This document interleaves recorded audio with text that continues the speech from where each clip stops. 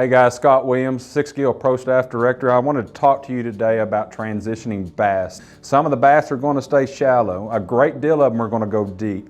And a great way to find those fish is using a crankbait.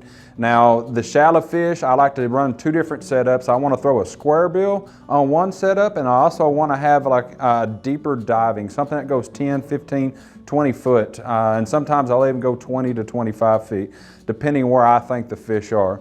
And one of the setups that I prefer to use with Sixgill is our cranking rod. This one is a 7.6 heavy power. Now on a 7.6 heavy, I like to use this on like a XD 6, 8, and 10. That's where I'm going to use this heavy rod with. Now I pair this with a 5 and 3, either Wraith or Creus.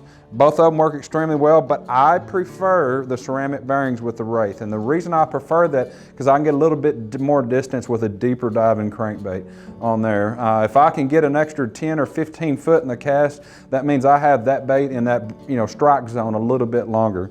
Now, if I'm throwing a square bill, whether it's this 2.5 or 1.5, whatever color that I would like to throw, I'm going to throw that on our medium cranking rod on here, but I'll jump up to a 6 and 3 for shallow. So kind of 6 and 3 for my shallow, 5 and 3 for my deeper stuff.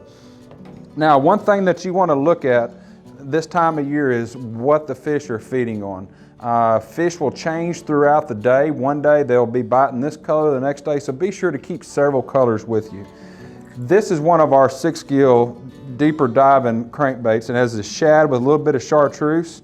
Some days this bait will work, but I'll tie on both of these and I will throw both of these throughout the day just to see if it's a color change or something like that. Now these are the fish that, like I said, that are going deep. So this dude right here will run 10 to 15 foot. So I'm going to throw this around grass lines that are out there on the lake. I'm going to throw these off of secondary points. Anything with rock or structure, I'm going to throw these guys out. Now our square bill, now I'm going to pair that up with our cranking rod. And now our cranking rod, I'm going to use it on a medium rod, but I'm going to pair it with a 6 and 3, either Creus or Wraith as well. And on these guys, I like to use fluorocarbon, that way I can get the furthest depth that I can with any crankbait that there is. But this guy, I'm going to throw this just to get those shallow fish. Some fish are shallow this time of year, some of them will go deep. So I'm going to use this guy and beat him off of every rock at the bottom. And when you're throwing square bills, the key to square bill fishing is if you hit something, stop immediately. Let it sit for a second or two, then bring it in, because 99% of the time when you hit something and you pause, that's when you're going to get your strike.